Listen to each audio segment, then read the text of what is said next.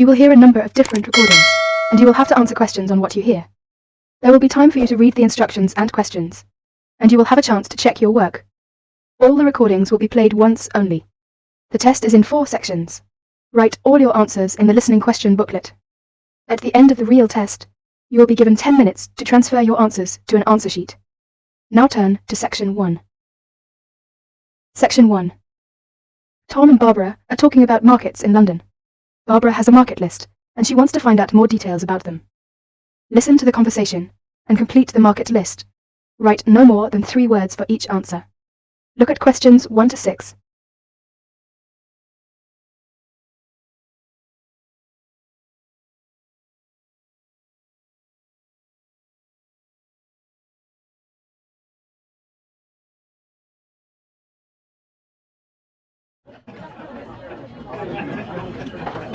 Hi Barbara, what will you do this weekend? Well, I'd like to do some shopping, but I have no idea where to go. I've only been here a few days. I was told London is an expensive place to live. Yes, but that's not completely true. London can be an expensive place to live, but if you shop in the right places, you can live relatively cheaply. Is that true? Could you tell me something about the shops? Alright. You know, food tends to be cheapest in the big supermarkets, like Sainsbury's and Tesco's. Most of them have quite a good variety of food and household items. You can buy your fruit and vegetables on the street. You will find these street markets in almost every part of London. You can also buy clothes, shoes, and household items in these markets for a real bargain. Have you got a market list provided by the Student Union? Yes, here you are. This might give you some ideas. Let me see. E Street, SE17. This market sells cheap food, clothes, and hardware. It's open from 8 AM to 5 PM. Yes, but how can I get there? You can take the Underground. We call it the Tube. You see, there is a tube station on the list. Let me see. Yes, it's Castle Station. Right. You can get off at the castle. Good. Look at Leather Lane, WC1. Yes, that's a good central London market for clothes, food, and hardware. It opens at lunchtimes from Monday to Friday. It's near Chancery Lane Station. Well, what about the one in Petticoat Lane? Oh, Petticoat Lane E1. It sells clothes, shoes, and household goods. It opens only on Sunday mornings, from 9 AM to 12 noon. Yes, we can get off at Aldgate Station. Okay, what about the one in Walthamstow, E17? Oh, that's a big market for clothes and food. It's open between 9 AM to 4 PM on Mondays to Saturdays, except Wednesdays and Sundays. Let me see. Yes, we can get there on the Central Line. What about Brixton? That's Brixton SW9. It's an indoor and outdoor market with a lively atmosphere. It sells vegetables from all over the world. It opens 9 AM to 6 PM, Mondays to Sundays, and half days on Wednesdays. Oh, it's close to Brixton Station, very near my place. Great, it's very convenient. Tell me more detail about Camden Lock. Yes, there are several markets on Camden High Street, and plenty of shops. They sell fashion clothes, jewellery, recorders, and pottery. It's good for buying presents. Very close to Chalk Farm and Camden Town Station. I see. It says that it opens on Sundays only, from 8 AM to 5 PM. Well, I think these markets might help to keep my costs down. Well, if you need to buy new electrical goods or large household items, you can wait until the January sales, when almost all the shops sell goods at discount prices. Thank you very much for your help. Tom, shall we go to Brixton together this weekend? I'd love to.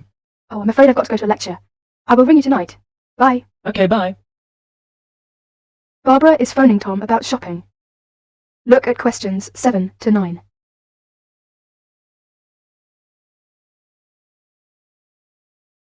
Now listen to their telephone conversation and answer questions 7 to 9. Write no more than 3 words for each answer. 401-0625. Hello, is that you, Tom? Hi, Barbara.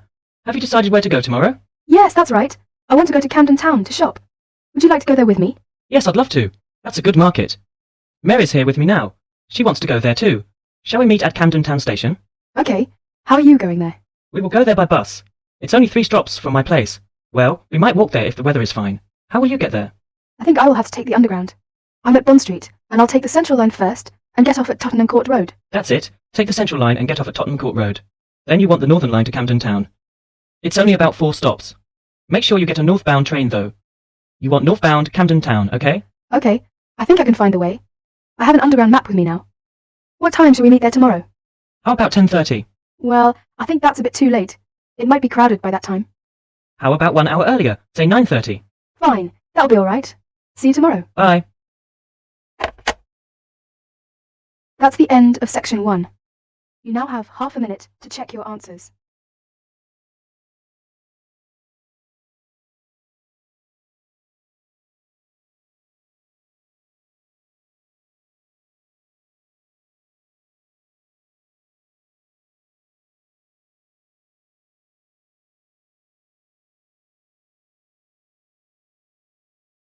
Now turn to Section 2. Section 2. You are going to hear a talk about the Women's Conference. First, look at questions 10 to 14.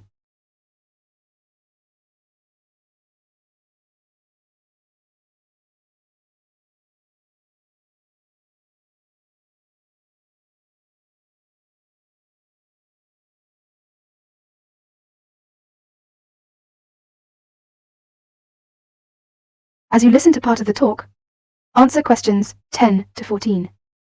There will be 2 meetings held in Beijing, and they will overlap. 1.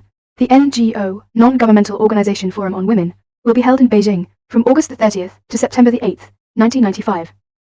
The other one, the 4th World Conference on Women, FWCW, of the United Nations, will be held in Beijing from September the 4th to the 15th, 1995.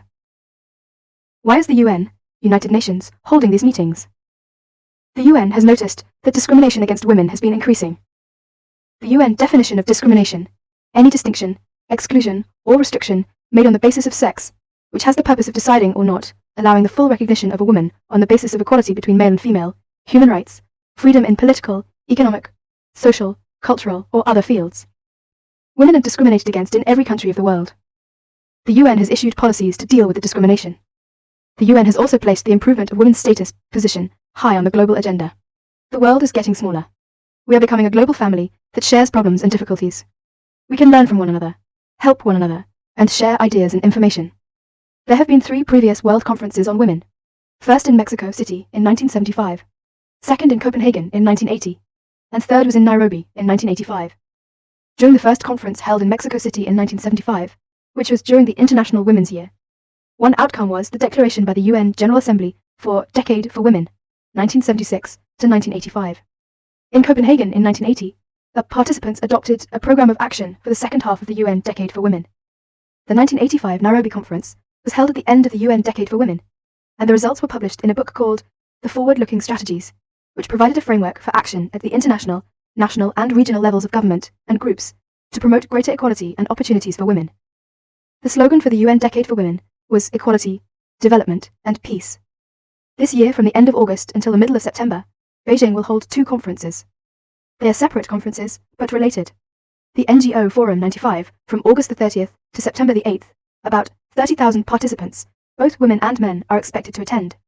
It will be about women, their lives and their perspectives. This will provide women around the world with an opportunity to discuss and develop ideas, perspectives, plans and strategies, and share information to celebrate women's achievement and contributions in society, and to draw attention to and develop solutions to the discrimination facing women worldwide. Who can participate in the NGO Forum 95? Any individuals or groups who fill in an application form and send $50 to NGO Forum, New York, by April 30th, 1995, who will attend the 4th World Conference. Each member state of the UN will send an official delegation. There are 184 member states in the UN. Also, any person that represents an organization which has received accreditation. This had to be done by January 13th, 1995. 6,000 people are expected to attend this conference.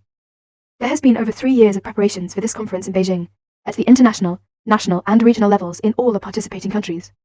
The preparation committee has organized all the issues into 10 categories. The conference in Beijing will discuss all these issues. At the end of the conference, the UN will issue a platform for action. The platform for action will address the following critical areas of concern. Now look at questions 15 to 20.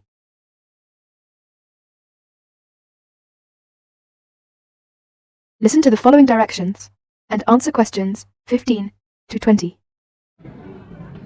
Ladies and gentlemen, you are all welcome to this afternoon's tour of the campus. I'll be your guide for the duration. Before we start, could I please ask you to look at your campus map? That's the one you just got when you came in. Because the university buildings are not quite spread out, the tour will be on foot. Now, let's start where we are, the main building. As you come out of the main building, you will see 2 other big buildings opposite you.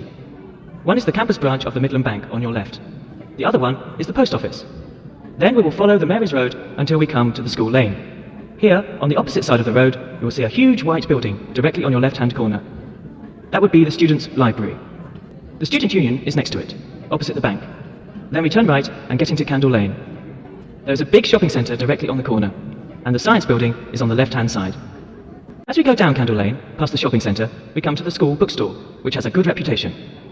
All necessary course books can be bought there. Not the one next to the shopping centre, but the one after that, on the High Street. Opposite the bookstore, there is the Sports Centre, which takes up the whole block between Mary's Road and Candle Lane on the High Street. Finally, we circle back to the main building. The tour will last about an hour and a half. I hope you will enjoy this afternoon's tour. Oh, one more important note from Mr. Smith, your director. Please be back to this main building after the tour. There will be a reception at 5:30 in room 204 on the first floor in the lecture hall. You'll meet your teachers and staff there. All of you are welcome.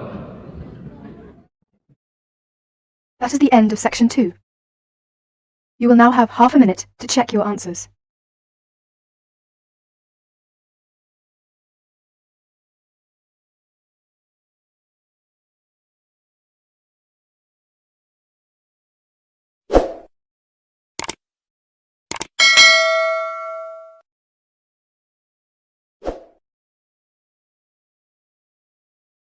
Section 3.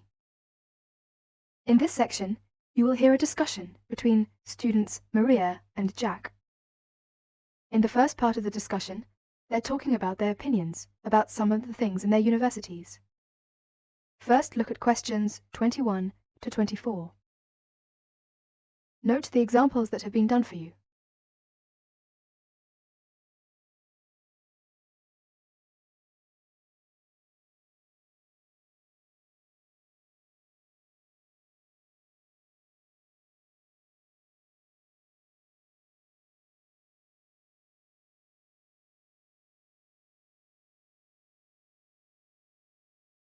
Now listen to their talk and answer questions 21 to 24.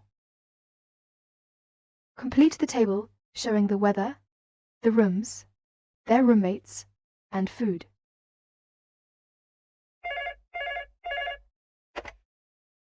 Two four one 4331. Good afternoon. May I speak to Jack Robert, please?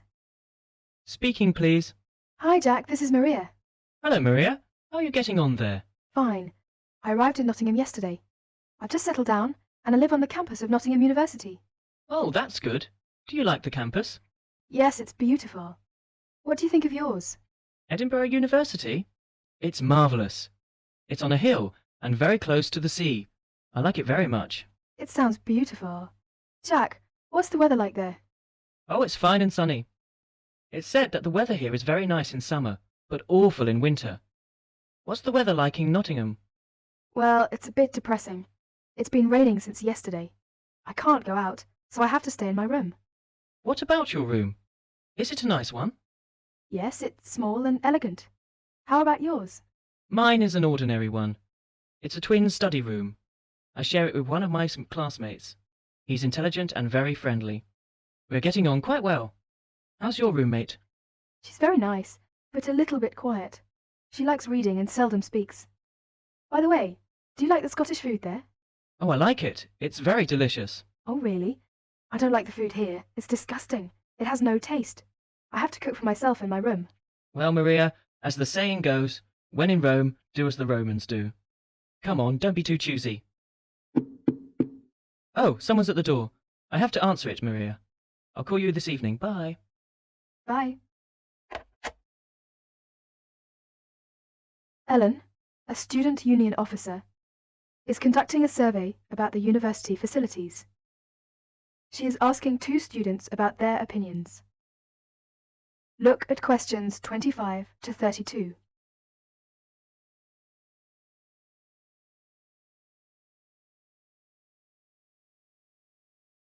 As you listen to the discussion, complete the table showing the number of points 1, 2, 3, or 4 awarded to the university facilities by 2 students. 1 has been done as an example. Now answer questions 25 to 32. I'm Alan, and I work for the Student Union. Now, I'd like to hear your opinions about a few things in the university. We've asked for some volunteers to help us conduct this survey into how satisfied students are with the university facilities. First of all, let's take the lecture rooms. We could score them, for instance, 1 is excellent, 2 satisfactory, 3 rather poor, and 4 really bad. Robert, you first, please. What do you think about the lecture rooms here? Not so good, I'm afraid. I would score 3. They're too small for one thing. Sometimes we can hardly find a seat. Yes, but that doesn't happen very often. Personally, I think they're all right. They're comfortable, and the acoustics are quite reasonable. It doesn't matter where you sit, you can always hear the lecture. I would give 2 for them. How do you feel about the car parking facilities? Are they adequate? You must be joking. I can never find a car parking space when I need one, and when I finally do, it's a very long walk to the university's teaching building. I'd give it a 4. I'm afraid I also agree. We need more car parks urgently. This is perhaps one of the major shortcomings of this campus. It gets a 4 from me as well. I come to the university 20 minutes early, just so I can drive around looking for a parking space. What about the computer centre then? I think it's first class. The software base contains a large selection of learning programs, language games, and word processing facilities. I would give a score of 1. I quite agree with you. It's very modern, and also under the supervision of qualified staff who can offer help to us while we work, should we need them. Oh, good. Well, what do you think of the library facilities? Let's say the periodical room first. Well, I've scored that 3. I'm sorry to have to say, but, I think the room has poor lighting, and I'm disappointed about that. I've given it a score of 1. As far as I'm concerned, it's excellent and well stocked. Thank you, Robert and Mary. Now, let's turn to the photocopying facilities. I would give it a score of 2.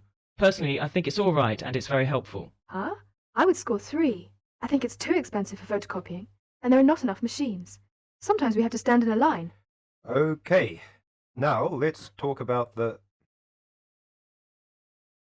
That is the end of section 3. You will now have half a minute to check your answers.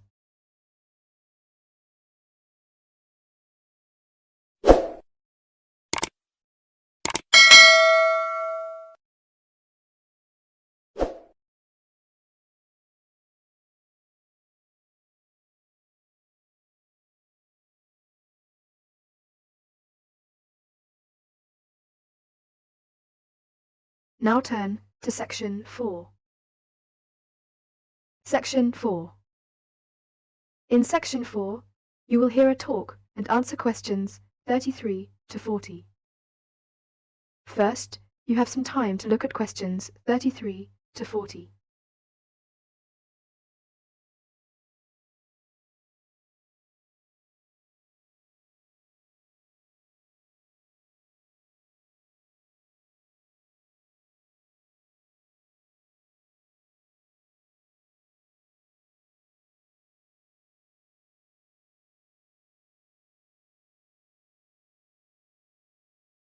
Now listen carefully and answer questions 33 to 40.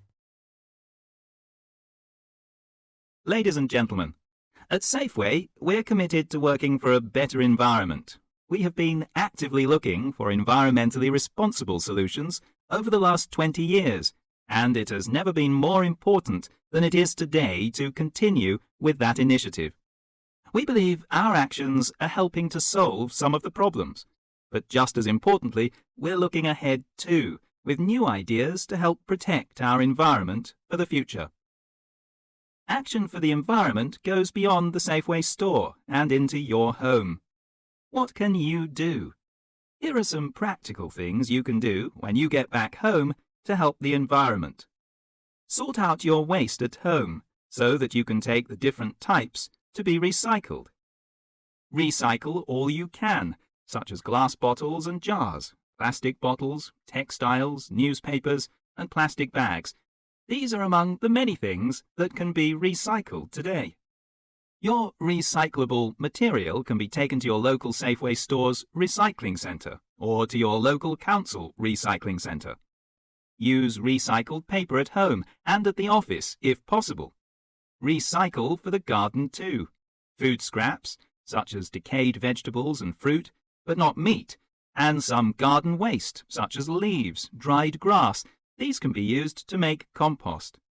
It's useful in the garden and helps conserve the countryside. Compost is a good alternative to peat. Peat digging damages wild peatlands. Reuse as well as recycle. The back of once-used paper can be used again for rough work. Old plastic bottles can be cut in half to be used as clotches for seedlings, and yogurt pots and plastic film canisters are ideal for storing small things like screws, and seeds.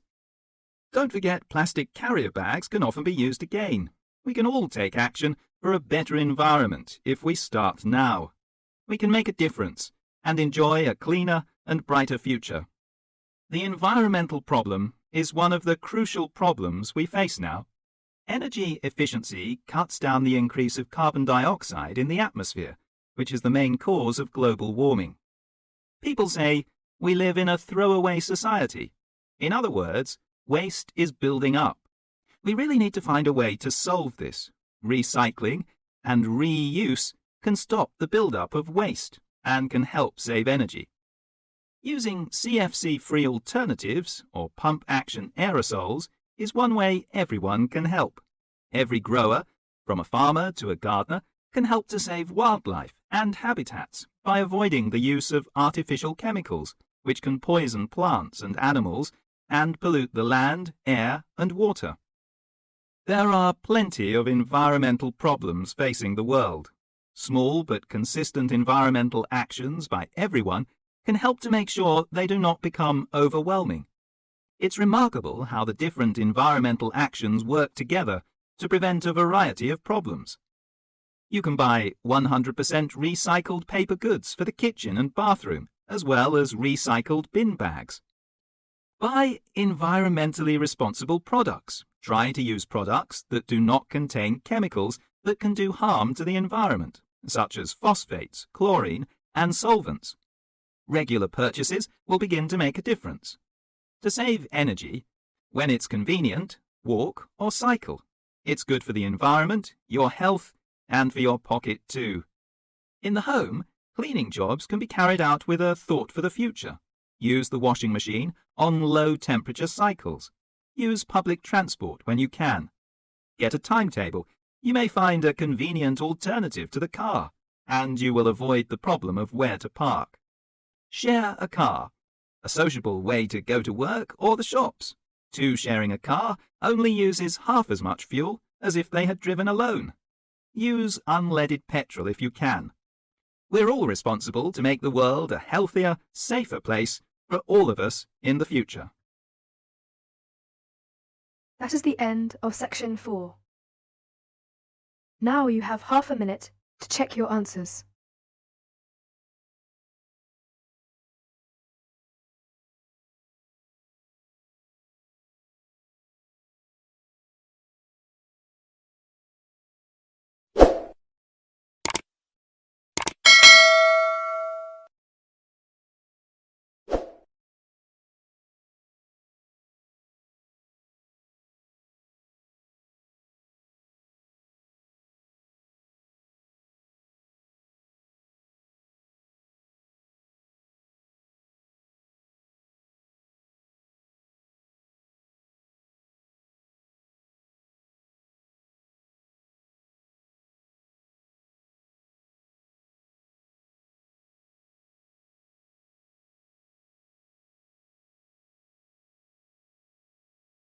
Thanks for watching. Here are other 2 videos, you can watch them as well.